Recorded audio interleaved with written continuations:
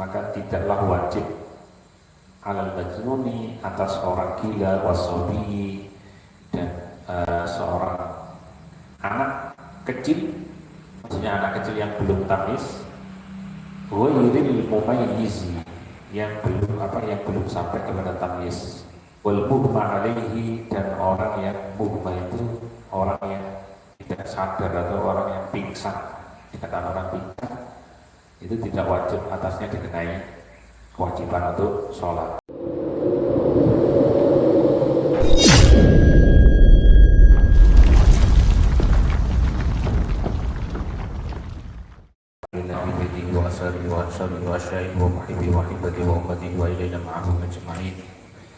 Al-Fatihah. A'udzu billahi minasyaitonir rajim. Bismillahirrahmanirrahim. Alhamdulillahirabbil alamin.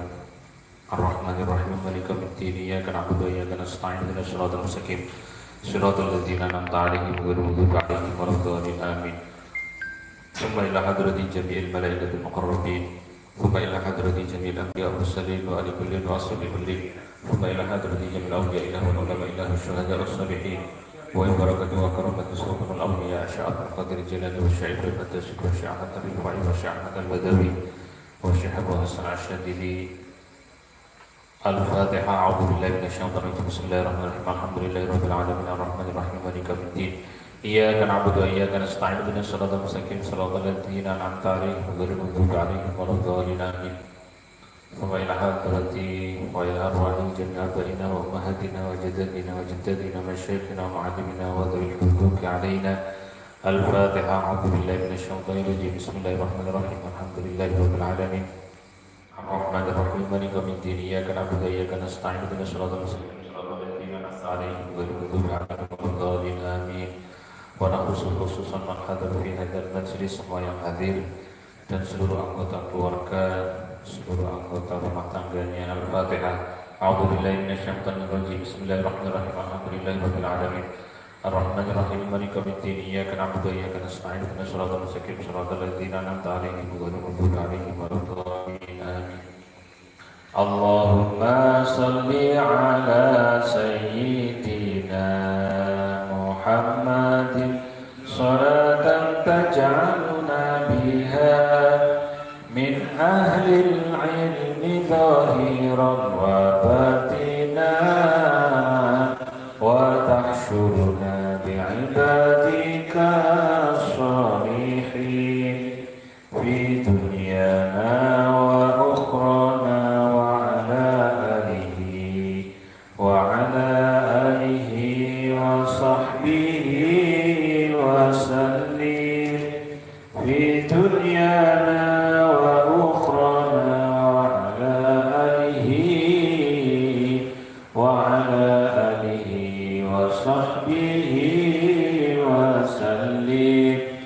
Allahumma salli ala sayyidina Muhammadin salatan taj'aluna biha min ahlil ilmi zahiran wa batinan wa tahsyuruna bi'ibadika as-salihin fi dunyana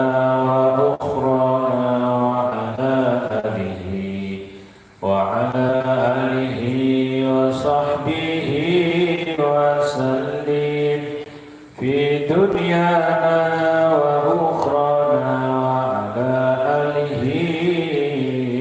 wa ala alihi wa sahbihi wa sallim. Allahumma salli ala sayyidina Muhammadin salatan taj'aluna biha min ahlil ilmi zahiran wa batinan wa tahsyuruna bi'ibadika as-salihin fi dunyana wa ukhrana wa ala alihi wa sahbihi wa sallim fi dunyana wa ukhrana wa ala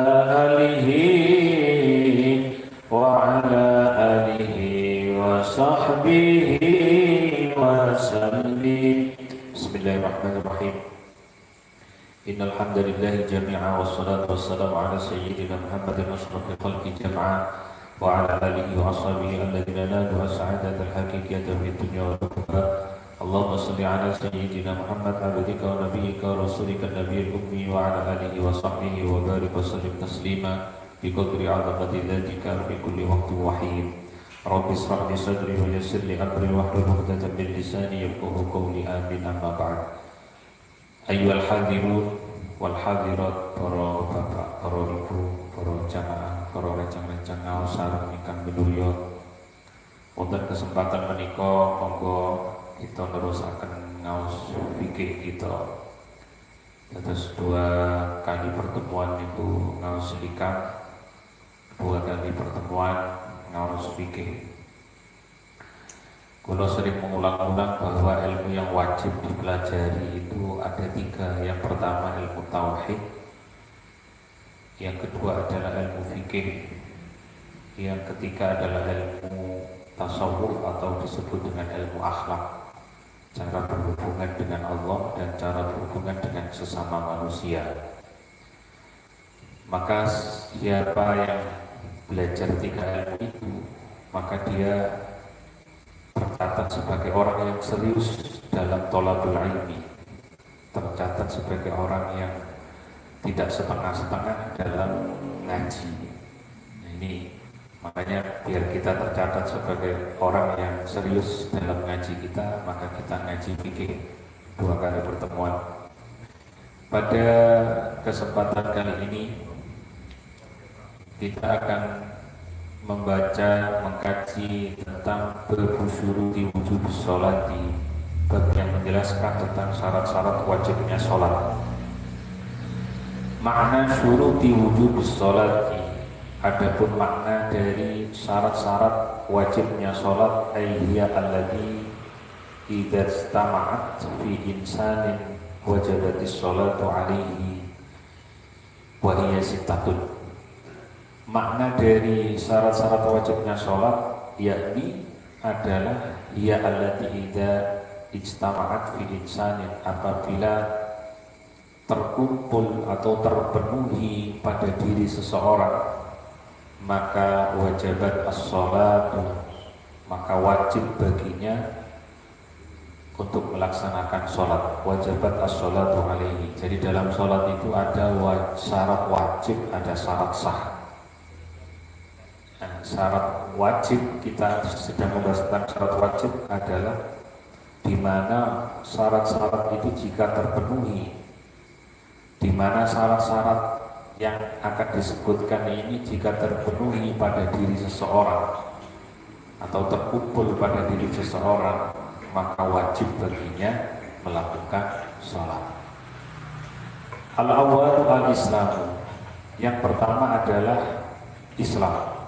Fala tajibu 'alal kafiri, maka fala tajibu, tidaklah wajib 'alal kafiri, bagi orang kafir, al-asli, yang asli. Jadi ada sebutan kafir asli. Kafir asli itu ya memang kafir.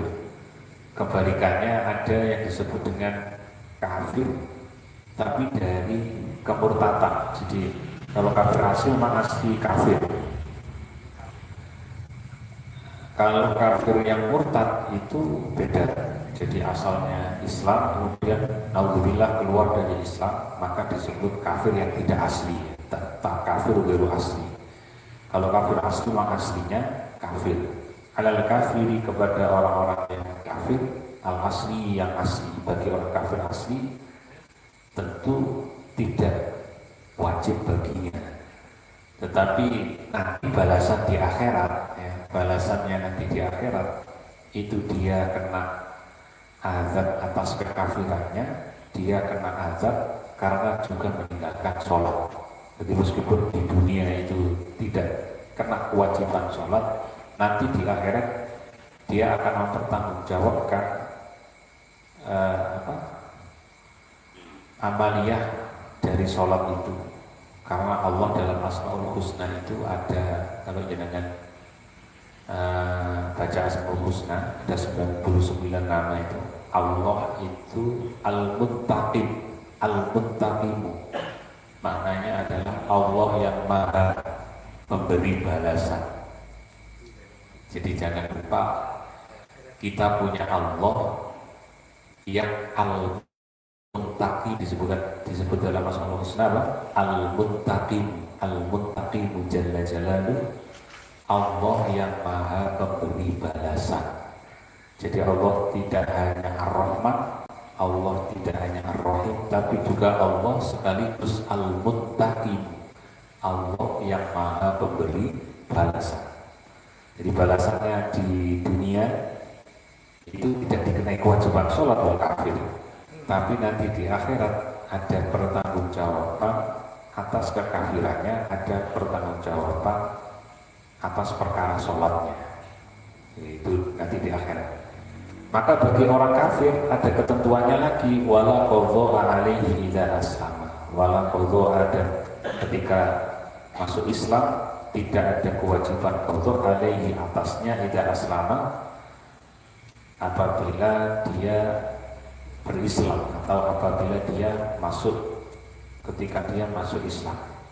Wala qadha alaihi, misalkan ada orang kafir bersyahadat, maka sholat-sholat yang ditinggalkan selama kekafirannya tidak diwajibkan untuk mengganti, tidak diwajibkan untuk mengqadha. Wa amal murtad, beda dengan murtad. Wa amal murtad, adapun bagi orang yang murtad keluar dari agama Islam, naudzubillah min syarri dzalik, fayajibu alaihi qadha, maka wajib atasnya qadha, yakni wajib atasnya apa? Qadha ma tarakahu asna riddatihi, yakni mengganti, qadha itu mengganti sholat yang ditinggalkannya asna riddatihi, selama atau ketika murtadnya, selama atau ketika dalam masa riddatihi, kemurtadannya. Orang yang kebalikan dari kafir asli tadi yaitu murtad. Murtad ini disebut kafir tapi asalnya Islam, keluar dari Islam kemudian masuk Islam lagi, maka dia harus mengqadha sholatnya ketika dalam masa kemurtadannya. Nah, ini beda dengan kafir asli, tidak ada qadha. Kalau murtad ada kewajiban untuk qadha, mengganti sholat yang ditinggalkannya selama kemurtadannya atau saat dia murtad. Idza raja'a, ketika sudah kembali ila islami, kepada agama Islam. Wa dzalika taghlidun alaihi, yang demikian ini sebagai hukuman atasnya. Jadi dia wajib mengganti itu, dalam keterangan-keterangan ulama wajib mengganti sholat yang ditinggalkan saat dia murtad sebagai taghlidun alaihi, sebagai hukuman atasnya. Ats-tsaniyatu, adapun yang kedua al-bulugh, yakni balik. Jadi wajibnya sholat yang pertama Islam, jelas sudah terang. Yang kedua adalah balik. Fala tajibu 'ala as-sabiy, maka tidak wajib 'ala as-sabiy, atas bagi anak kecil, walau mu'izah, itu orangnya disebut mu'izah fi alamatin, bisa terjadi dengan salah satu tanda dari 3 alamat atau dari 3 tanda. Yang pertama, dulu gomsa asyarota sanatan fil dzakari wal unsa. Jadi rumus daripada balik itu diketahui yang dengan 3 alamat atau dengan 3 tanda, dengan 3 ciri-ciri. Ciri yang pertama, dulu gomsa asyarota sanatan fil dzakari wal unsa. Ciri yang ke satu atau yang pertama, mencapai usia 15 tahun, baik laki-laki ataupun perempuan. Wa tabda'u min infisalil badani minar rahimi, terhitung sejak dia itu keluar dari badan, dari rahim ibunya, atau ya ketika dilahirkan, dihitung umurnya dengan hitungan tahun Hijriah. atau dengan hitungan tahun Komariah, maka genap 15 tahun disebut balik. Ini tanda yang pertama atau kaidah balik yang pertama. Ila mururi khamsa asyrata sanatan qamariyatan tahdidiyatan. Ila mururi khamsa asyrata, sampai mencapai 15 tahun qamariyah tahdidiyatan, dengan hitungan tahdidiyah atau dengan hitungan yang pasti, tidak dugaan.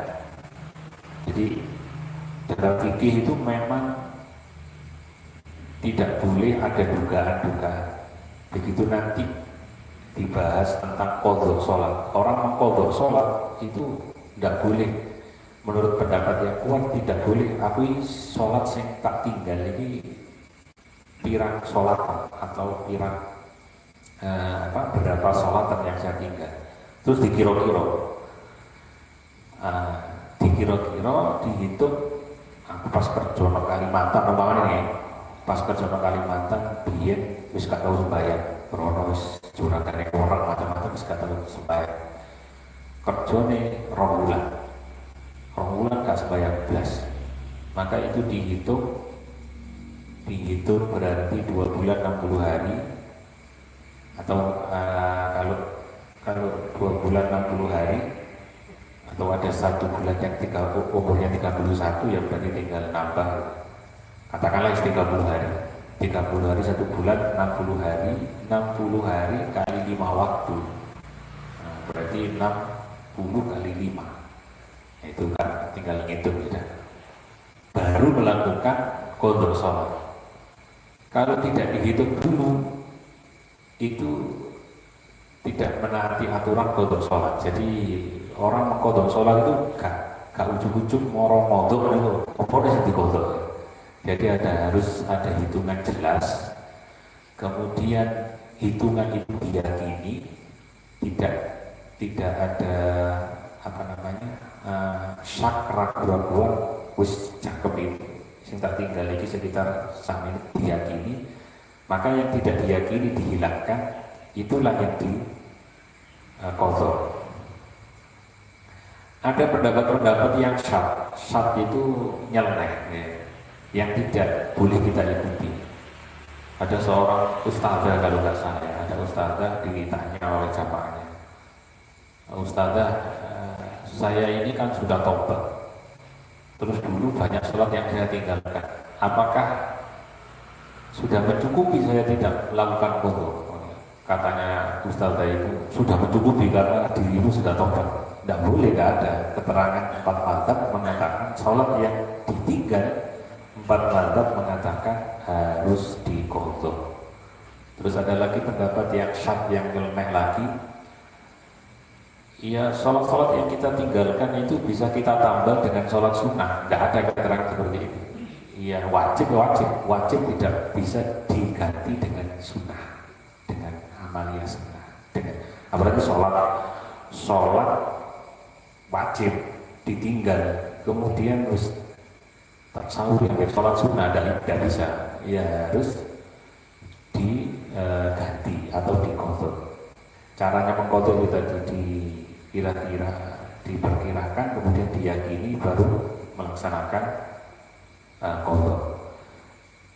Caranya qadha lagi, solusinya ketika teman-teman kita itu dalam sholat misalkan berjamaah, memang enak sholat itu berjamaah, kanan kiri kita melakukan sholat qobliyah ba'diyah, kita sendiri yang melakukan qadha. Jadi pas waktu ada sholat qobliyah, kita qadha. Itu caranya mengqadha seperti itu biar tidak terasa berat. Nah, nanti ada penjelasan lebih lanjut tentang itu sekilas. Kemudian kita lanjutkan makna tahdidiyah. Makna tahdidiyah yang dimaksud tahdidiyah ila yukabu bil buluhi qabla buruniha wala bil hadrati, yaitu tidak adanya hukum atau belum bisa dihukumi balik qabla bulughiha, sebelum mencapai 15 tahun itu, walau bil hadr, meskipun hanya sebentar saja, jadi harus pas 15 tahun.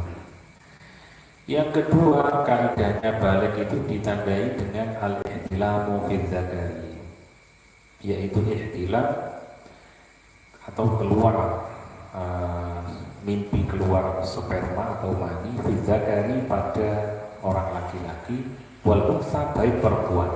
Jadi dalam fikih itu ihtilam itu tidak hanya untuk laki-laki tapi juga untuk perempuan.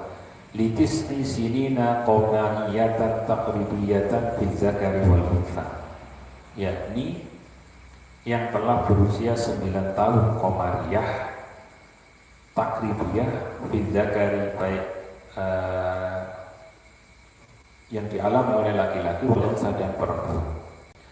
Wal ihtilam, yang dimaksud ihtilam ihtilam adalah khurujul mani, keluarnya mani, sawa fil naumi awil yaqdun, baik pada saat tidur atau yaqdun, atau tidak tidur atau terjaga.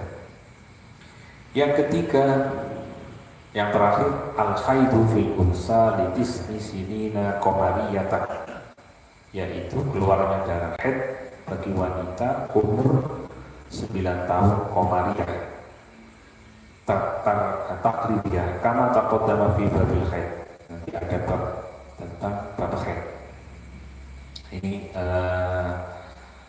yang kedua, di tafsir diperinci bahwa balik itu ada tanda-tanda yang disebutkan tadi itu. Kemudian wajibnya sholat, syarat wajibnya sholat yang ketiga adalah al-aqlu berakal, ay at-tamyizu, atau yang disebut dengan tamyiz, akalnya sempurna. Fala tajibu 'alal majnuni, maka sholat tidak wajib atas majnun, atas orang gila, karena perintah sholat itu tidak masuk di akalnya. Ya, jadi perintah sholat orang gila karena hilang akal, dia diperintah sholat tidak masuk di akalnya. Makanya akal ini bagian dari minatin, daripada akal. Makanya nanti ada keterangan begini, bagaimana orang yang terlahir dia buta dan juga tuli, terlahir dalam keadaan buta dan tuli, itu akal tidak dakwatul Islam atau dakwahnya Islam, dia terhalang oleh kebutaannya dan tulinya itu, akhirnya tidak masuk ke akalnya, maka tidak wajib sholat dalam mazhab Syafi'i.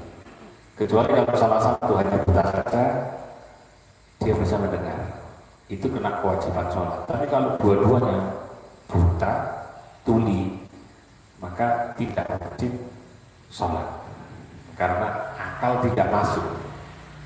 Jadi akal tidak bisa menerima kewajiban tentang sholat atau menerima syariat-syariat Islam. Ya, dia buta dan tuli. Meskipun bisa berbicara, tapi karena buta dan tuli tidak bisa mendengar, tidak bisa menerima syariat yang sampai ke akalnya. Namanya syarat yang ketiga itu al-aqlu ayat tamyizu, yakni tamyiz. Kalau di sini keterangannya begini, fala tajibu 'alal majnuni, maka tidaklah wajib 'alal majnuni, atas orang gila, wasobi, dan seorang anak kecil, maksudnya anak kecil yang belum tamyiz, ghairil mumayyizi, yang belum sampai kepada tamyiz, wal mughma alaihi, dan orang yang mughma itu orang yang tidak sadar atau orang yang pingsan. Dikatakan orang pingsan itu tidak wajib atasnya dikenai kewajiban untuk sholat. Wala qadhu alaihi, keterangannya wala qadhu, dan tidak ada qadhu atau tidak ada kewajiban qadhu alaihi, atasnya. Yang keempat ada naqis, ada naqwiyah sitatun, ada enam. Yang keempat adalah at-taharatu 'anil haid wal nifas, suci dari haid dan nifas. Fala tajibu 'alaihima, maka tidaklah kena hukum wajib, yaitu kena kewajiban hukum sholat alaihima terhadap keduanya, bagi wanita yang haid dan nifas. Nanti ada aturan-aturannya ya. Jadi kita sebagai seorang suami itu wajib memberikan, apabila istri kita itu tidak tahu sama sekali tentang aturan haid secara fikih, maka kita sebagai suami wajib mengajarinya. Apabila tidak mampu, menyuruh seseorang maksudnya guru yang disarankan guru itu adalah sama-sama perempuan, atau yang menyuruh ustazah untuk ngajari istri kita haid. Begitu juga kita punya anak perempuan, seorang ayah punya kewajiban mengajari aturan haid kepada anak perempuannya. Jadi paling aman itu wong lanang gak rapi, gak jadi guru, terus gak duwe anak ya, gak duwe anak urupin malas gitu, gak punya kewajiban mengajari haid. Jadi di antaranya ketentuan haid itu ada akol minimalnya dalam 24 jam, kemudian maksimalnya dalam 15 hari. Itu aturan-aturan daripada haid. Nanti ada aturan lagi apabila yang rawan itu begini. Jadi dia misalkan zuhur jam 12, katakanlah jam 12. Ini yang rawan ya, yang saya sampaikan yang rawan. Kalau jam zuhur itu jam 12 dia sudah sholat, kemudian haid tidak ada bahasan, maksudnya tidak dibahas, sholatnya sah. Masalahnya begini, masuk waktu zuhur selang 5 menit, berarti jam 12 lebih 5, jam 12 siang lebih 5, itu dia keluar darah haid. Dia belum sholat, karena waktu zuhur itu termasuk waktu yang muasak, termasuk waktu yang luas, bisa memilih nanti sholatnya setengah 2 atau jam 2 boleh. Dia belum sholat, maka kalau terjadi seperti itu, karena dia itu belum sholat, dia wajib mengqadha sholatnya ketika suci, tapi tidak berdosa.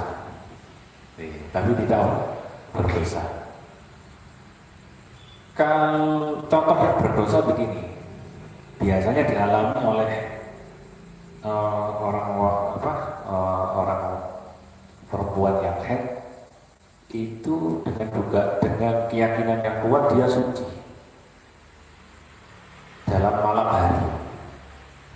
Karena dia suci pada malam hari, punya kewajiban sholat isya. Terus kemudian berpikir, aku sebenarnya semisal subuh, lah itu baru kena dosa.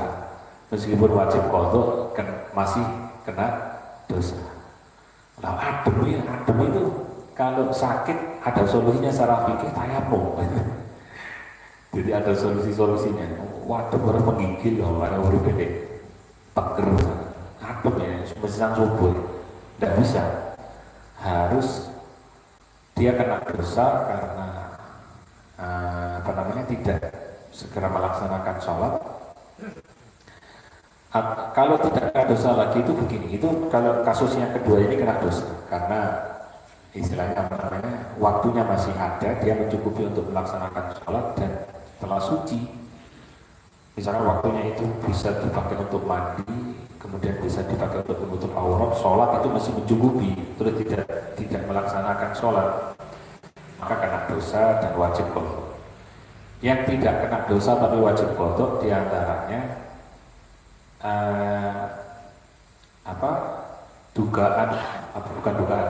keyakinan kuatnya dia suci, misalkan waktu maghrib suci ya. Kemudian ada jeda waktu yang waktunya itu tidak mencukupi untuk sholat. Nah, tidak mencukupi untuk sholat, maka dia tidak kena dosa tapi wajib qadha.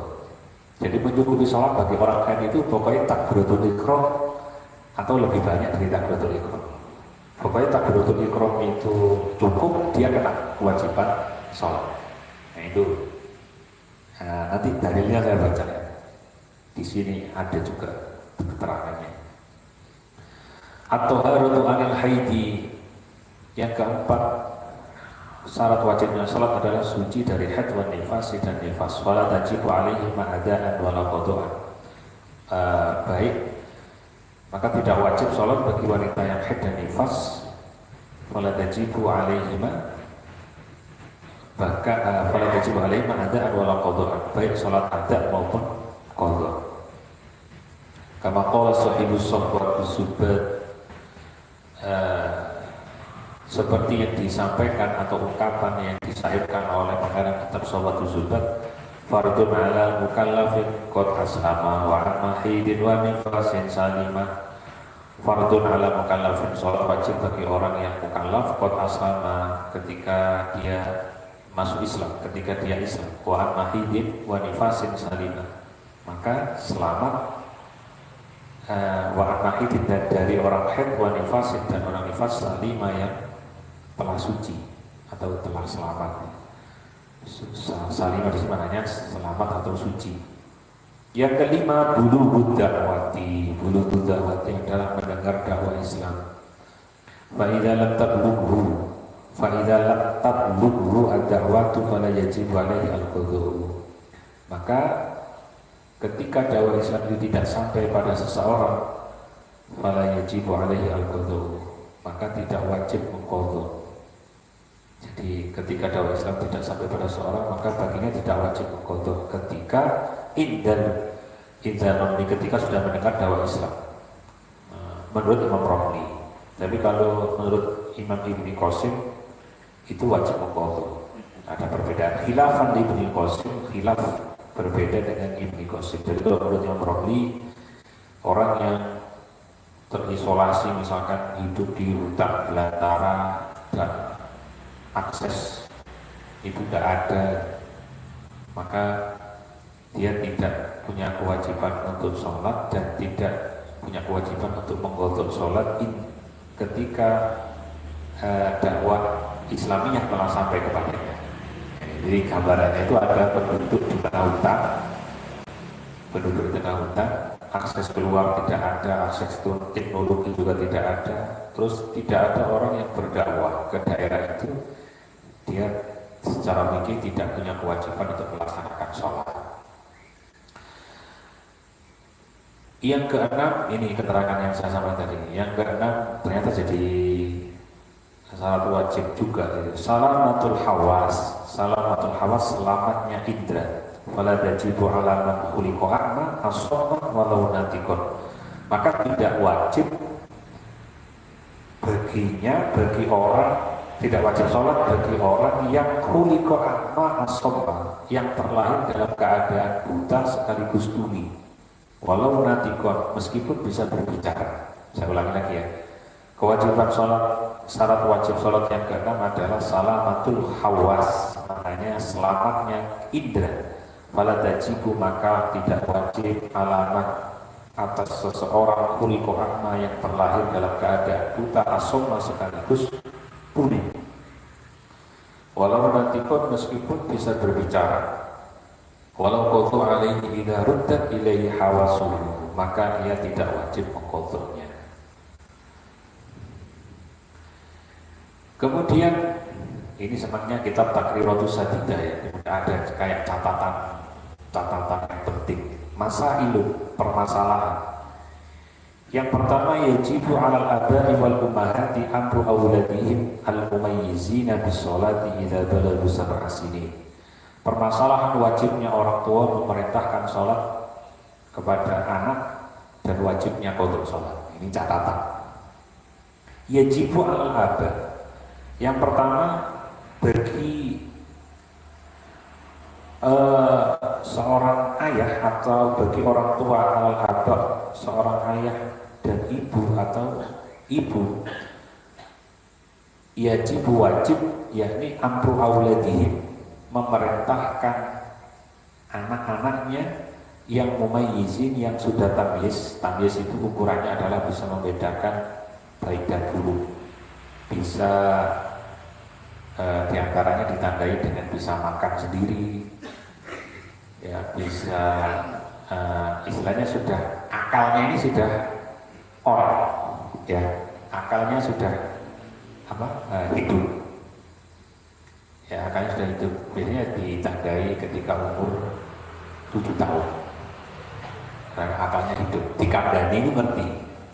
Makanya pernah saya sampaikan, dalam mendidik anak itu ada 3 tahap.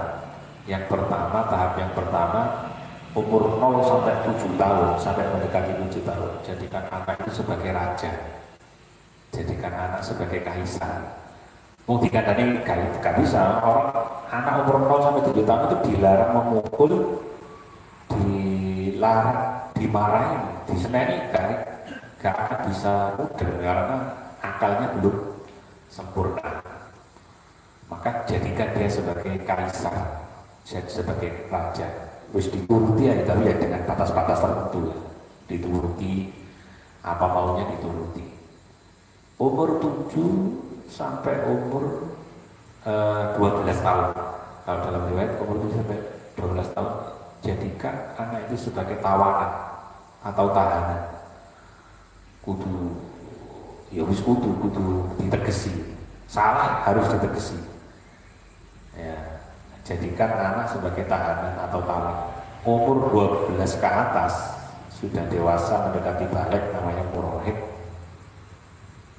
Itu jadikan anak sebagai sahabat atau sebagai teman. Diajak ngobrol, ngomong, pokoknya jadikan sebagai sahabat. Riwayatnya seperti itu. Yajib wa'al abah wal ummahat amru awladihim al-mumayyizina bis-salati idza balagha 7 sinin.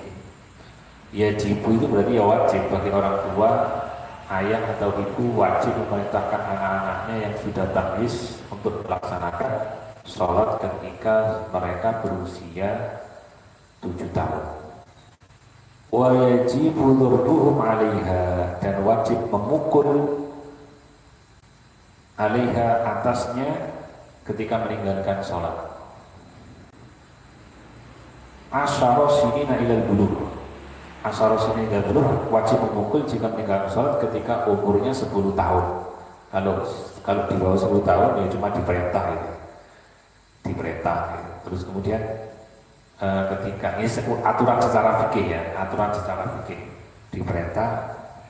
Kemudian ada teledornya, nggak apa-apa, guru umur 10 tahun. Ketika umur 10 tahun tidak sholat, meskipun belum balik, kan belum balik ini, dia punya kewajiban, seorang punya kewajiban sholat itu ketika sudah balik. Tapi kita sebagai orang tua, umur 10 tahun meninggalkan sholat, wajib bagi orang tuanya untuk memukul ilal bulughi sampai dia balik. Nah, memukul di sini sarahnya begini. Sarahnya itu tidak memukul dengan keras sampai mencederai, itu tidak. Memukul itu maknanya negesi, ditegesi. Itu jadikan anak sebagai tawanan tahanan, ditegesi. Memukul juga dimaknai di sini memukul dengan tidak menyakiti. Jadi nggak dibet-beteni gitu, dibet-beteni, nggak sembahyang. Terus juga sapu tapi nggak dikepuk main dijemput tok gitu. Ayo nggak sembahyang, sholat, belum sholat, tulin aja. Sampai juga sapu. Kayak ada dikepuk padahal ya udah. Nah itu namanya ditegesi, itu bukan dipukul beneran, enggak. Tidak ada ajaran Islam menyakiti seperti itu ya, karena itu dalam rangka tarbiyah. Nah jadi jelas ya, jadi sarahnya itu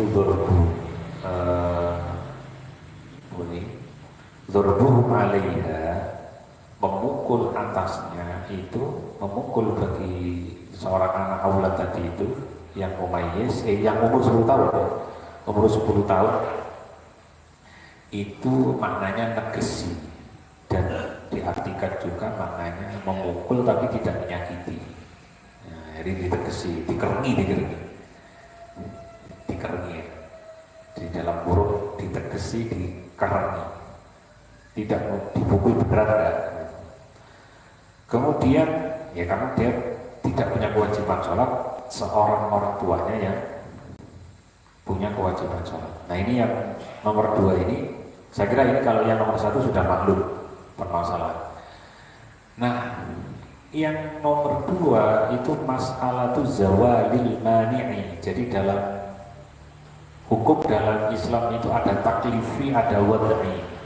Taklifi itu ya hukum mulai wajib, sunnah, makruh, mubah, haram, itu namanya hukum taklifi, hukum pembebanan.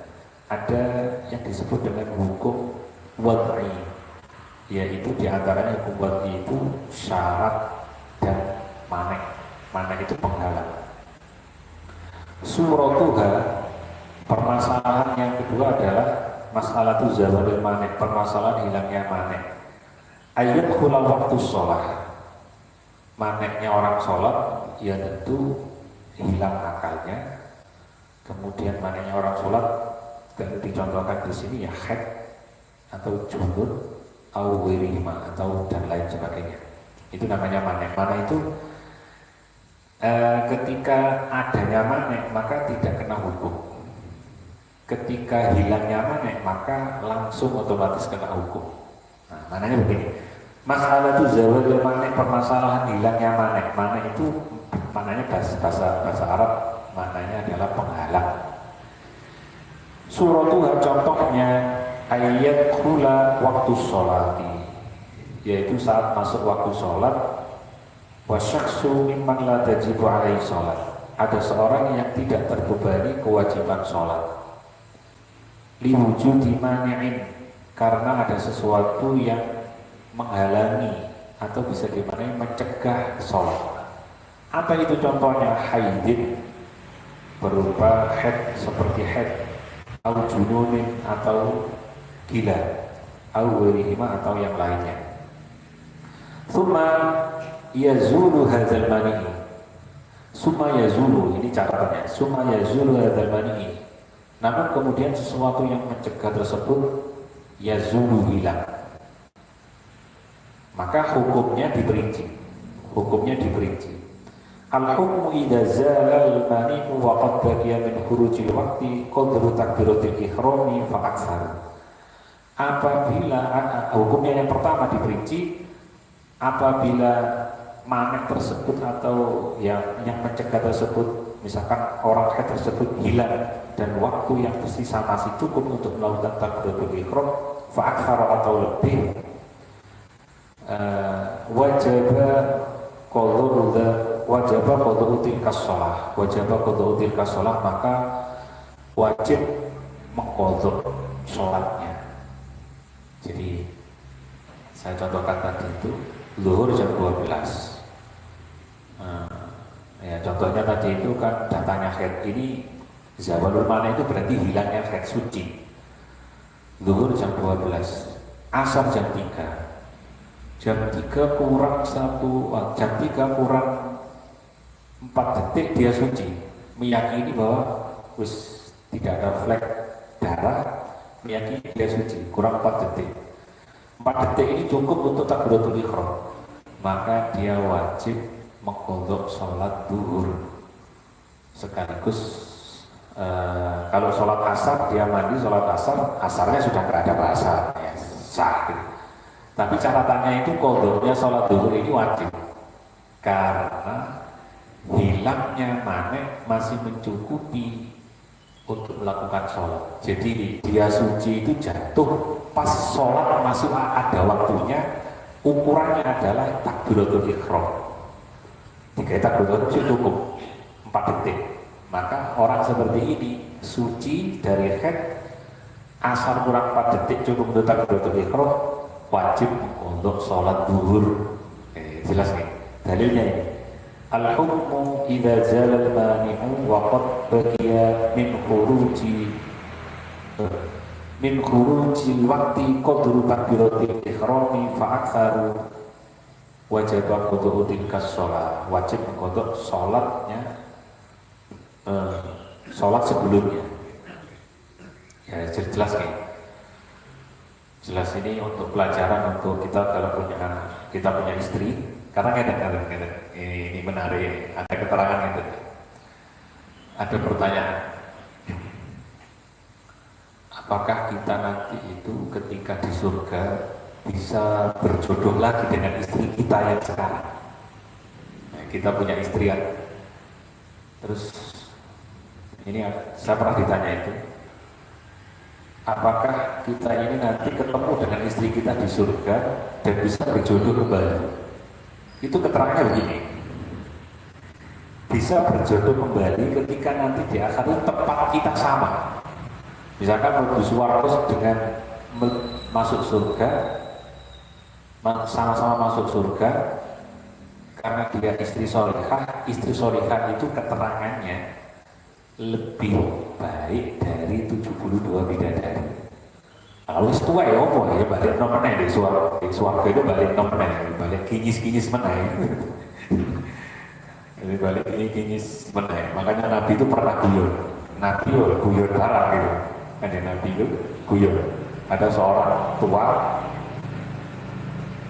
apakah orang seperti saya itu bisa masuk surga ya Rasulullah?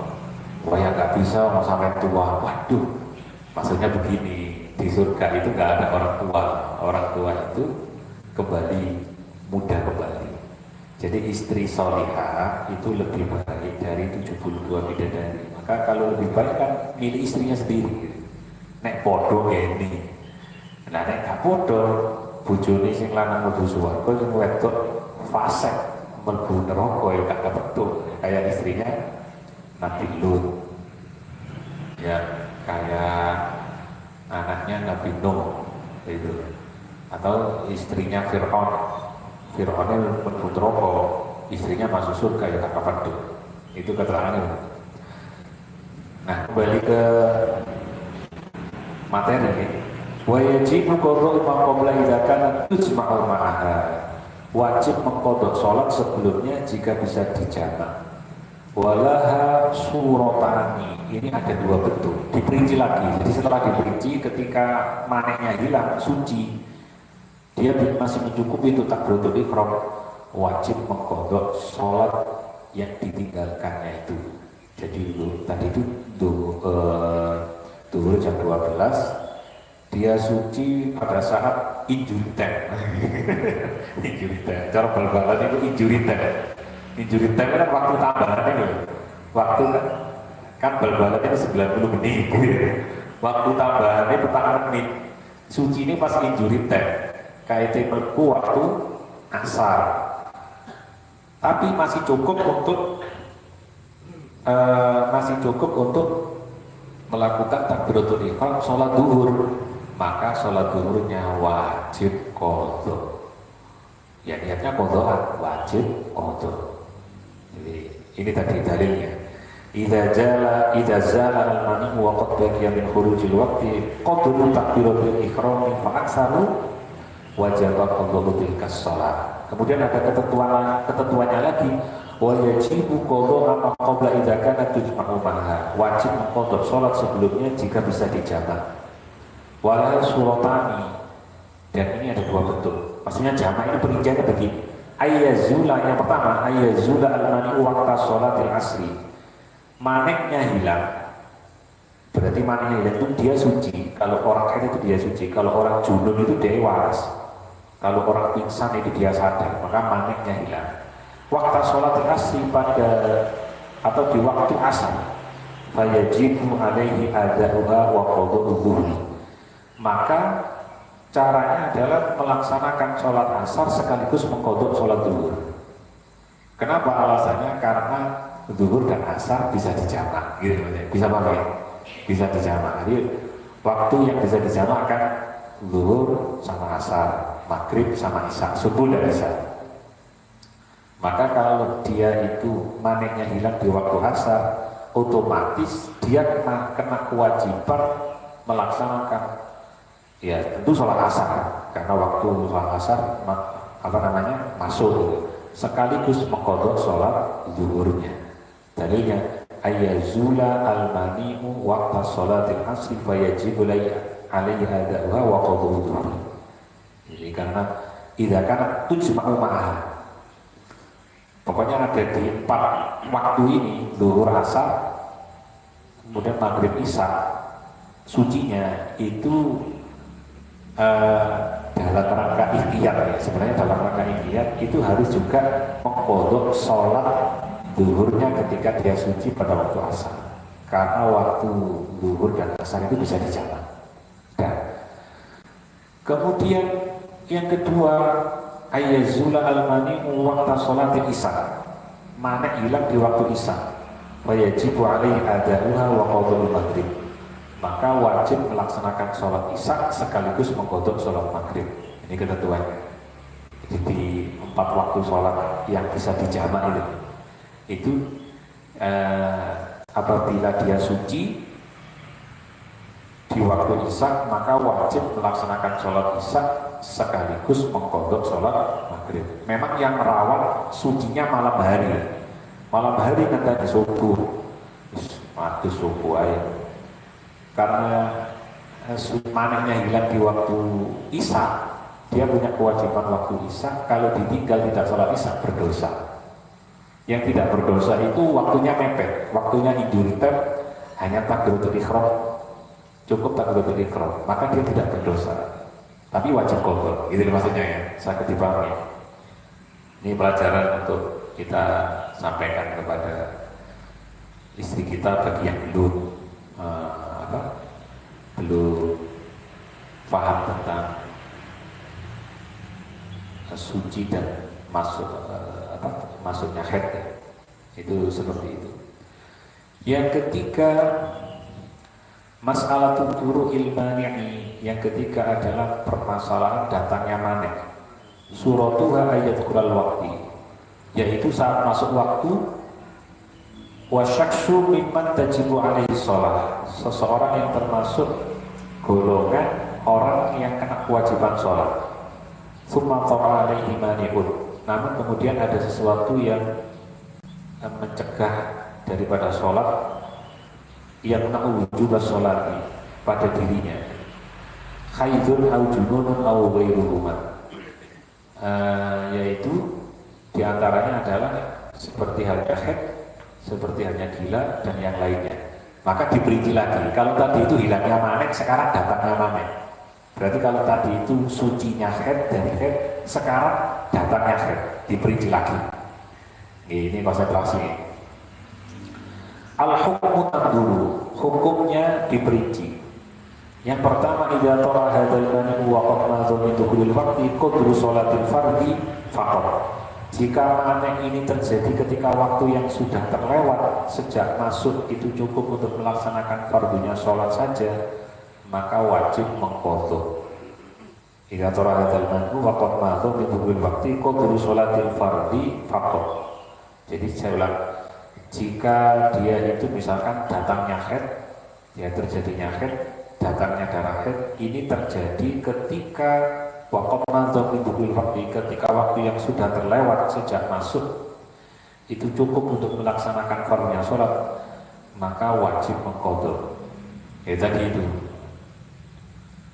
sholat zuhur jam 12, durung sholat, si istri kita belum sholat, dia kemudian jam 1 karena zuhur masih ada waktunya, itu dia belum sholat, maka wajib mengqadha sholat yang terlewat, yang ditinggal karena dia masih punya kewajiban datanya haidnya itu karena istilahnya teledor belum sholat, tapi tidak berdosa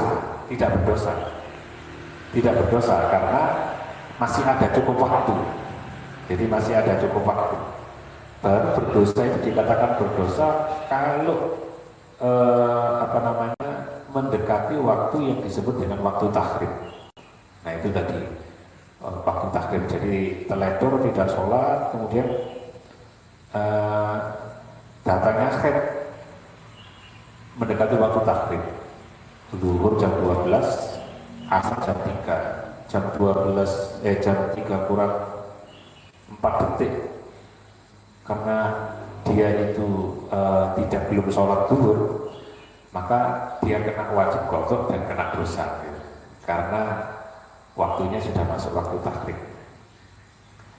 Ada ketentuannya lagi kaudu is min dukhul waqti qadru sholatil fardhi faqat idza amkana taqdimu thaharati qabla dukhulil waqti. Ketentuannya lagi cukup untuk melaksanakan sifatnya sholat itu jika dia mampu untuk bersuci sebelum masuk waktu sholat, ya, jelas jangan satu kan masih cukup untuk wudhu, kemudian mandinya orang sehat, ya, kawudhu isalimi wal ghusli, mandinya orang sehat, fa'alaihil qadha, maka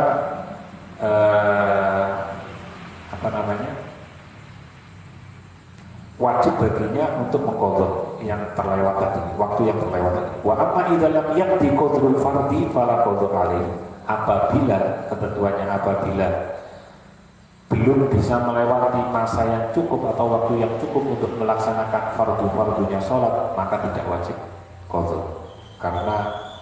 Karena dia belum terpenuhi untuk melakukan sholat, jadi tidak ada beban atau tidak kena taklif. Saya ulangi lagi nih. Idza tara'a hadzal mani'u wa qad madu min dukhulil waqti qadru sholatil fardhi faqat idza amkana taqdimu taharati qabla dukhulil waqti ka wudu'is salimi wal ghusli fa 'alaihi al-qadha wa amma idza lam yaqdi qadrul fardhi fala qadha 'alaihi. Jika mana ini terjadi ketika waktu yang sudah terlewat sejak masuk itu dia cukup untuk melaksanakan fardunya sholat saja, maka wajib qadha. Hal ini jika ia mampu untuk bersuci sebelum masuk waktu seperti wudhu, mandinya orang yang sehat, itu jika belum melewati masa yang cukup untuk melaksanakan fardunya sholat, maka tidak wajib qadha. Jadi belum cukup untuk melaksanakan fardunya sholat, itu belum tidak wajib qadha. Ketentuannya lagi, wa idza tara'al maqu wa qad madu bil waqti qadru sholati wa tahari dalam yumkin taqdimu tahar. Jika mana terjadi, atau mana itu berarti khed, junun, gila, pingsan dan seterusnya, ketika masa yang terlewat sejak awal masuk cukup untuk melaksanakan sholat sekaligus bersucinya, maka wajib qadha. Hal ini jika tidak bisa bersuci sebelum masuknya waktu. Jadi sebelum masuknya waktu, bisa tayamum atau bisa wudhu, bisa tayamum atau bisa wudhu. Ini cara tebusnya bagi orang yang semisal orang yang beser pipis terus, itu tidak ada qadha. Jadi idza lam yumkin taqdimu tahara wa idza ramana wa qad madu bil waqti qadru sholati wa taharati idza lam yumkin taqdimu tahara katayamum wa wudu idza al hadasi salasil bauli wal madhi wal mustahadha fa alaihi qadru kadzalik. Fa alaihi qadru kadzalik, maka apabila belum terlewati masa yang cukup untuk melakukan fardu-fardunya sholat sekaligus bersucinya, maka tidak wajib qadha. Kemudian yang keempat, qadha sholat yajibu qadha sholatil maktubati idza fatat mutlaq. Jadi qadha sholat itu nggak bisa diganti dengan sholat sunnah, qadha sholat nggak bisa diganti dengan taubat. Jadi kita punya utang sholat itu diganti hanya dengan taubat, tidak bisa. Menurut 4 mazhab. Jadi ini ijma' ulama, kesepakatan ulama 4 mazhab, tidak ada itu di Allah itu al-muntaqimu.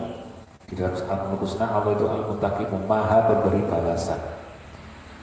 Tentang qadha sholat, yajibu qadha sholatil maktubati idza fatat mutlaqan. Ini biasanya kalau saya dulu itu ngaji fikih sama ustadznya itu disuruh garis bawahi. Berarti mutlaqan itu mutlak, tidak bisa ditawar. Kalau dalam fikih itu ada kata-kata mutlak itu tidak bisa ditawar. Kalau saya terjemahkan begini. Yang keempat, permasalahan qadha sholat yajibu wajib, yakni apa yang wajib qadha sholati, mengganti sholat atau mengqadha sholat al-maktubati, maksudnya sholat yang wajib sholat 5 waktu yang wajib. Idza fatat apabila ditinggalkan baik karena uzur ataupun tidak, mutlakon secara mutlak.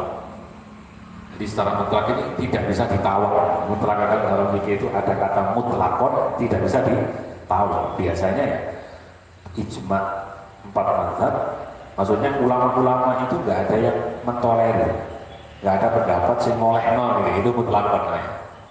Dalam fikih sawa'un kana biudrin au bighairi udrin, baik yang ditinggalkan biudrin sebab adanya uzur ataupun tidak.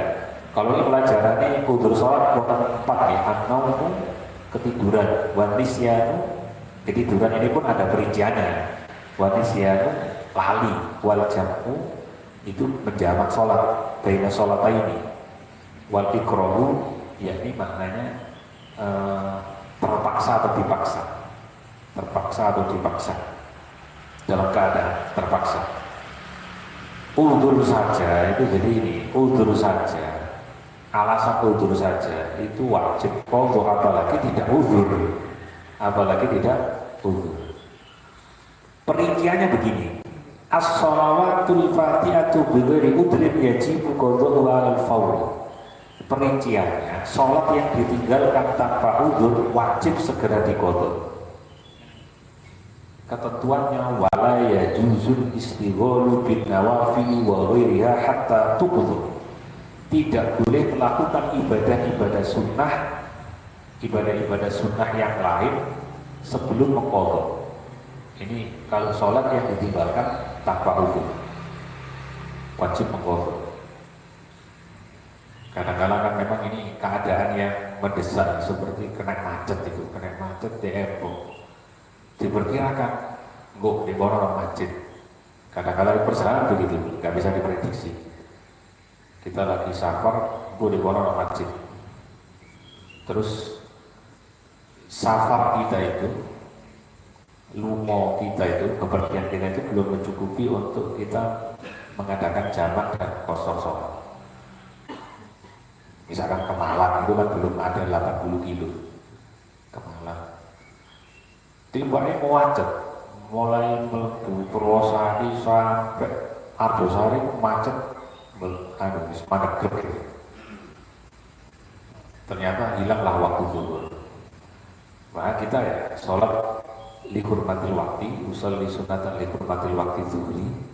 Nanti setelah sampai ketemu masjid kita qadha secara segera.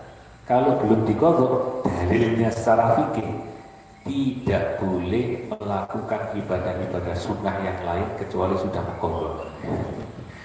Dalilnya secara fikih ketat gitu. Ya, dalil secara fikih itu ketat. Perinciannya lagi, as-shalawatu al-fa'idatu bi udri yajibu qadha'uha walakin 'ala tarhi. Salat yang ditinggalkan sebab diudrin sebab udzur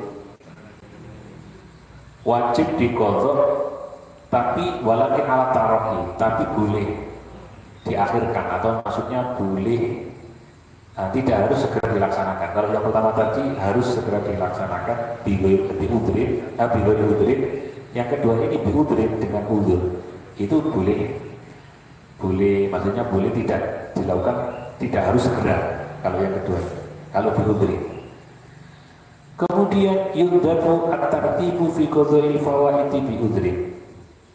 Ketentuannya lagi sunnah melakukan secara at-tartib, secara tertib fi qadha'il fawaiti bi udhrin.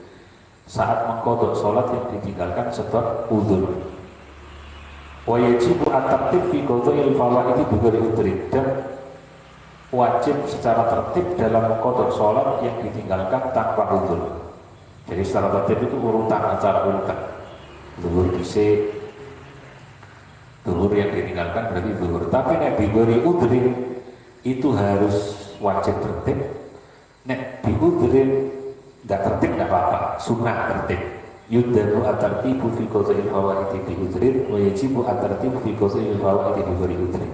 Jadi udurnya meninggalkan sholat itu kan ada udur diudrin dengan alasan udur, dengan bigori udrin tidak termasuk udur sholat.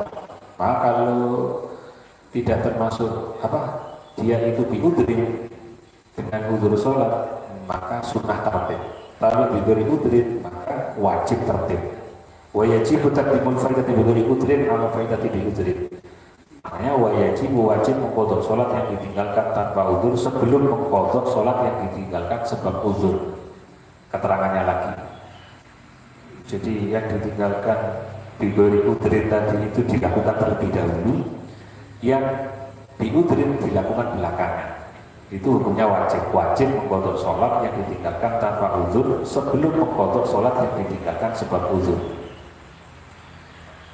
Idza fatatis sholatu bi ghairi udrin wajaba taqdimu al-hadirah. Idza fatatis sholatu bi ghairi udrin wajaba taqdimu al-hadirah. Jika mempunyai tanggungan mengqadha sholat yang ditinggalkan tanpa udzur dan sholat yang telah masuk waktunya, ya maka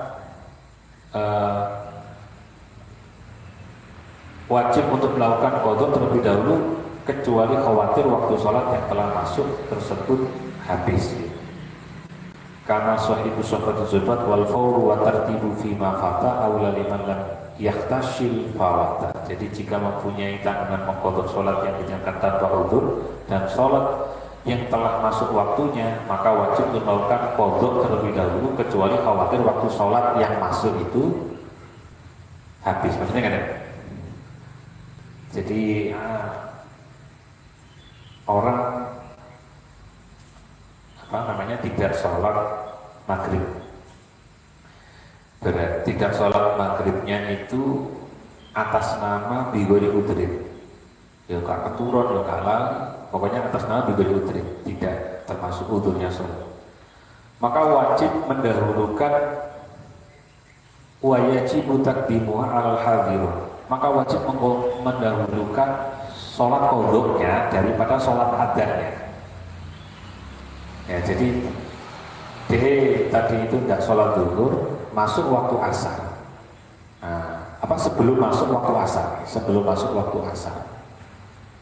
Nah, dia wajib melaksanakan sholat qadha karena bigori udrin. Dalilnya idza fatatis sholatu bigori udrin wajaba taqdimu al hadirah. Yakni sholat yang ditinggalkan tanpa uzur dan sholat yang telah masuk waktunya itu mana yang didahulukan? Maka yang didahulukan adalah hukumnya wajib untuk melakukan qadha-nya terlebih dahulu, kecuali khawatir waktu sholatnya yang telah masuk itu habis. Jadi nggak sholat zuhur, sholat asarnya itu masih panjang waktunya, belum khawatir sholat asarnya habis, masih panjang, masih ada setengah jam. Maka yang wajib didahulukan adalah nyauri sholat yang ditinggal tadi yang bigori udrin daripada sholat asar. Namanya sholat hadir. Taqdimuha alal hadir, mendahulukan sholat yang hadir. Masuk waktu asar, sholat dulunya terlewat, ditinggal yang bigori udrin. Sebelum sholat asar itu wajib dilakukan, dia kena kewajiban untuk melakukan sholat zuhur yang ditinggalkan terlebih dahulu apabila tidak dikhawatirkan sholatnya asarnya itu habis. Kalau khawatir sholatnya habis, berarti sholat asarnya yang didahulukan atau keterangannya. Dalilnya di dalam kitab Az-Zubat wal fawru wa tarbibu bima fata awla liman lam yahtasil fawata. Nah, ini keterangannya. Segera dan mendetikkan dalam mengqadha sholat yang ditinggalkan. Walhasil kita tidak usah ikut pendapat-pendapat yang syad, yang nyeleneh bahwa sholat yang kita tinggalkan itu sudah terhapus ketika ada pertanyaan begini, orang kan pulang dari umroh, Pak Ustaz, saya di Masjidil Haram itu kan sholat satu rakaat itu senilai 100.000 rakaat di masjid yang lain, kan fadilahnya itu. Sholat satu rakaat di Masjidil Haram itu nilainya lebih afdol 100.000, bukan 100.000 rakaat kalau sholat di masjid lain. Maka apakah itu bisa mengganti sholat saya yang saya tinggalkan? Maksudnya sholat wajib saya yang saya tinggalkan? Tidak bisa. boleh sakit. Itu fadilahnya, hanya fadilah. Pokoknya ulama empat mazhab menyatakan sholat yang kita tinggal yo opo mutlakon itu gak bisa ditawar, harus diganti. Tapi ada solusinya, solusinya mengganti itu kalau sholat yang kita tinggalkan itu lawas itu kita harus kita hitung dulu, meskipun itu dengan kira-kira. Bahkan pendapat yang kuat itu gak boleh orang-orang nyauri sholat si disauri itu di sing apa gak iso, gak boleh seperti itu. Jadi harus kita kira-kira hitungan, aku meninggal sholat itu kira-kira yang setahun lah, terus itu kita yakini yang ragu dibuat, baru kita mengkodok sholat gitu. Solusinya mengkodok sholat ketika teman-teman kita itu melaksanakan qobliyah ba'diyah, kita kodok.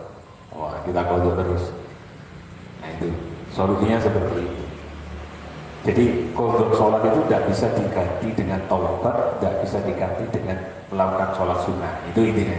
Mutlakon tidak bisa ditawar. Waduh berat itu. Ya karena Allah itu Al-Muttaqi tadi itu maha pemberi balasan, maha pemberi balasan. Nah, jadi maha pemberi balasan. Itu pun masih kadang-kadang ada keluarga yang bapak dia kalau noni di rumah sakit gak sholat, terus disauri anak-anaknya itu dibolehkan untuk ikhtiar agar si bapak dalam keadaan meninggal itu tidak meninggalkan sholat, terus tak disauri itu boleh. Menurut pendapat yang kuat itu dibolehkan. Jadi nyauri sholatnya orang yang sudah wafat, tapi harus anaknya. Nek wong liya kenak lho wong liya. Sing soro wong liya padahal sing duwe bapak dekne gitu. Sing soro wong liya. Itu tidak boleh kecuali guru ya. Guru itu kan murid termasuk anak. Kecuali ngodoi guru itu dibolehkan. Tapi kalau orang lain nggak ada hubungan orang tua atau nggak ada hubungan guru, kita disuruh mondok ya orang kate ini sekolah-kolah orang dewi itu seperti itu keterangannya. Walhasil ini bulan Rajab di dalam kaidah al-hikam itu begini, ada hikmah yang ke-200 berapa itu ada kaidah hubungan sama manusia, sesama manusia itu memang disetting sama Allah Ta'ala, dibuat tidak nyaman agar kita berasumsi dengan yakin atau menghadirkan keyakinan sing nyaman itu cuma hubungan sama Allah melalui sholat. Jadi sing nyaman itu hanya hubungan sama Allah melalui sholat. Paham ya? Jadi kita hubungan sama manusia itu berarti siapa saja tanpa kecuali. Bisa jadi istri kita, hubungan sama istri, komunikasi sama istri kadang salah paham, wonggus bener-bener disalahkan, itu kan terjadi kan? Ini terjadi. Memang hubungan sama manusia itu kata al-hikam dibuat tidak nyaman agar kita itu merasa nyaman sama al-haq, yaitu Allah Subhanahu Wa Taala. Ternyata maksudnya hikmahnya itu nanti kita punya kesimpulan, ternyata hubungan sing nyaman itu hubungan dengan Gusti Allah melalui sholat. Allahu Akbar dinikmati sholat. Nek hubungan dengan manusia, lomane bojo itu kadang-kadang itu pekerjaan tok. Saya pernah dimintai amal. Kalau nyuwun amalan itu maca napa niki iki.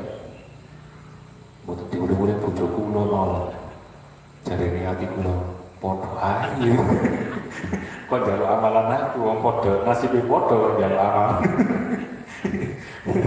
Yes, akhirnya kalau sukanya maca ya latif itu kan yang maha melembutkan. Jadi hubungan sama manusia itu kata Alika dibuat memang tidak nyaman. Kadang-kala sama saudara harus ditulung-tulung menusuk dari belakang. Itu agaknya kan. Saudara sendiri, misalkan saudara kandung atau saudara ya dekat atau saudara jauh ditulung. Terus mari ditulung ya gak matur suwun. Terus tambah elek-elek lagi memang dibuat seperti itu sama Allah Ta'ala agar kita punya kesimpulan, oh sing nyaman itu cuma hubungan sama Allah melalui sholat. Makanya kalau sholat kita harus menikmati sholat. Jadi kita harus menikmati sholat. Hubungan sama Allah Ta'ala itu ya pas ketika kita sholat, ketika kita sujud. Makanya disebut pada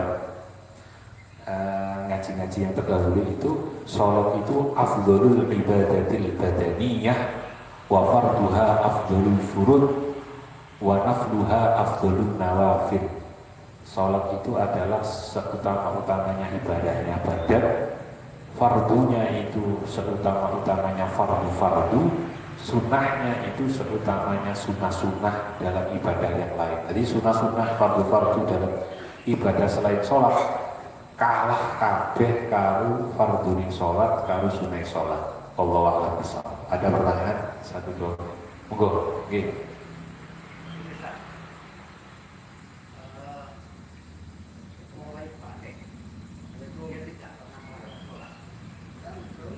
Menjelang tua, kita dapat hidayah, dia akan melakukan sholat. Nggih. Pertanyaannya, apakah wajib untuk Nggih. yang selama ini dia tinggalkan? Nggih. Dalam ketentuan fikih itu wajib mengqadha. Jadi ya memang berat. Wajib mengqadha. Memang aturan fikih ini wis pahit dan tidaknya harus disampaikan. Hak wajib mengqadha karena dia itu masuk syarat sahnya sholat Islam, balik, berakal, tadi itu tersampaikan dakwah Islam, kemudian dia teledor, akhirnya tidak sholat, mulai balik, wis pas tuan, tobat, waduh, gara-gara ngurung lagu di Roma Irama sebujur bangkai, nasibnya nak kuburan ini waduh, ya sudah, tetap wajib qadha sholat, tapi memang Allah itu tidak menuntut harus dilakukan langsung sekaligus, tidak. Yang ditinggal-tinggal ini dalam kalau secara aturan fikih yang kita baca tadi itu aturannya memang seperti itu. Tapi kalau kita pakai kitab lain, pakai kitab Minhajul Abidin, taubat itu ada yang taubat kepada Allah, kemudian mentaubati dosa kepada sesama makhluk. Taubat kepada Allah itu lebih mudah daripada taubat mentaubati punya salah kepada sama makhluk, karena Allah itu jelas Ghafurur Rahim. Jadi di situ memang biasanya memakai pendapat begini, ya wis pokoke diqadha. Tadi itu aturan fikih dikira-kira mulai umur 15 tahun, saya saat ini umur 55, berarti ya 55 dikurangi 15 tadi itu selisihnya berapa tahun itu? Itu diqadha sama mampu sambil memperbanyak amal-amal yang lain. Itu caranya begini, seperti itu. Karena mutlakon di sini nggak bisa ditawar, harus diqadha. Makanya sholat itu bagaimanapun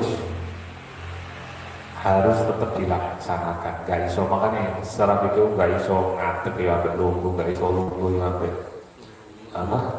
tidur, tidak bisa tidur ya kedip-kedip tok, pokoknya sholat sudah. Nanti ada aturan-aturannya bagaimana sholat orang sakit macam-macam itu kan ada toleransinya. Jadi memang secara hukum fikih itu mutlakon tidak bisa ditawar, wajib diqadha. Tapi kan ngeten. Saya tambahi keterangan saya. Pun khawatir, pun merasa terbebani dengan kewajiban-kewajiban secara fikih, aturan-aturan fikih itu pun merasa terbebani. Islam itu tidak hanya diatur fikih. Islam itu sekali lagi tidak hanya diatur fikih, tapi juga diatur oleh tasawuf. Karena kula niki kesadaran hati saya itu baru dapat hidayah yang wis tuwa-tuwa iki. Sing tak tinggal iku yo saking akeh. Ya sudah, dosa sebesar apapun kalau ditobati dengan telaten ya akhirnya hilang. Begitu sebaliknya, dosa kita lakukan terus menerus ya jadi dosa gede. Dosa kecil kita lakukan terus menerus jadi dosa gede, maka tidak terampuni. Maka jalan satu-satunya selalu dalam rangka kita bertobat sama Allah Ta'ala. Jadi kayak kita lagi ngaji, tak niati tobat, tak niati ngaji. Jadi niatnya double-double. Itu caranya. Jadi Islam itu tidak hanya diatur oleh fikih, tapi juga diatur oleh tasawuf, yaitu ihsan. Ya. Jadi ada iman, Islam, ihsan. Tidak hanya diatur oleh tauhid, tapi juga diatur oleh tasawuf. Tidak hanya diatur oleh fikih, tapi juga diatur oleh tasawuf. Jadi secara tasawuf, pokoknya pengobat teman-teman ya. Untuk akhirnya kita sadar diri, kula niki ya Allah, kelas kula niki saking akeh dosa. Pokoknya kelas kula niki kelas seperti syairnya Abu Nawas. Seperti syair Abu Nawas yang dibaca biasanya setelah Jumat ini. Ila ilasul firdausi a'la wal aqwa 'ala nari jahim. Ya Allah, kula iki nek mlebu swarga ya boten pantes dosa kula kathah. Mlebu neraka gak kuat. Iki wong Madura iki. Ya opo ya? Mlebu swarga gak pantes, mlebu swarga mlebu neraka gak kuat. Ya sing enak nggih sampeyan sepuro nang dosa kula, faham li taubat wafir dunubi jenengan trimo tobat kula, jenengan sepuro dosa kula. Lah nek wis disepuro dosa, yukfirud dunub wa yudkhilul jannah. Jadi solusinya secara fikih mutlak itu memang harus kudu diqadha. Solusinya yo dibersihkan hati, kemudian dengan dina mengharap ampunannya Allah Ta'ala, dengan terus istighfar, dengan terus minta ampun sama Allah Ta'ala. Tapi kita hadirkan keyakinan sholat ini yo diselesaikan dengan hanya minta ampun diqadha. Nek mau dosa kira-kira itu kan ya terbebani. Maka katanya Imam Ghazali, pokoknya diniati taubatnya terus menerus, dosa besar itu akan terkikis kalau kita taubati juga dengan terus menerus. Atau cara solusinya secara ilmu tasawuf. Cuma secara aturan fikih tetap pelajaran fikih itu sembahyang gak iso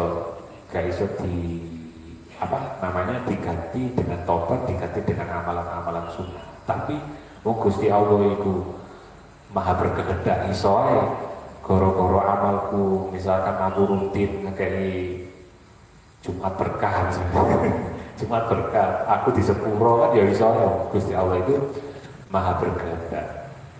Makanya asli ini ya mek awake kula panjenengan iki mek intine di sepuro kali Gusti Allah Taala boyo khilul jannah, akhirnya dimasukkan surga. Perkara wong mlebu swarga itu tingkatannya awake dhewe itu di sepuro dosane. Mek bener jenenge Abu Nawas.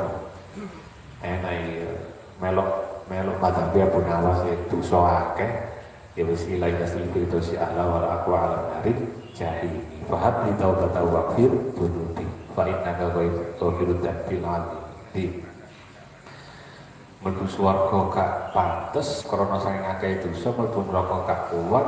Lah terus yo wis jenengan trimo tobat kula, jenengan sepuro dosa kula. Jenengan lah maha pengampun, ya maha pengampun. Mari bisa gitu. Ngoten ya secara tasawuf. Wonten malih pengampun.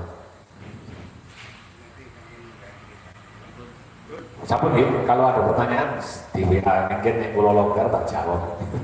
Nek pas kula longgar kula jawab kali. Mboten apa-apa. Mugi-mugi ngaos menika dados ketahanan batiniah kula panjenengan sehingga mboten gampil-gampil kenging musibah, mboten gampil-gampil kenging masalah, mboten gampil-gampil kenging penyakit bala. Amin ya rabbal alamin. Al-Fatihah. A'udzubillahi minasyaitonir rajim. Bismillahirrahmanirrahim. Alhamdulillahirabbil alamin arrahmanirrahim maliki yaumiddin iyyaka na'budu wa iyyaka nasta'in ihdinas siratal mustaqim siratal ladzina an'amta 'alaihim ghairil maghdubi 'alaihim waladdallin. Amin. Alafu minkum. Subhanakallahumma wa bihamdika asyhadu an la ilaha illa anta astaghfiruka wa atubu ilaik. Assalamualaikum warahmatullahi wabarakatuh. Allahumma shalli ala sayyidina Muhammad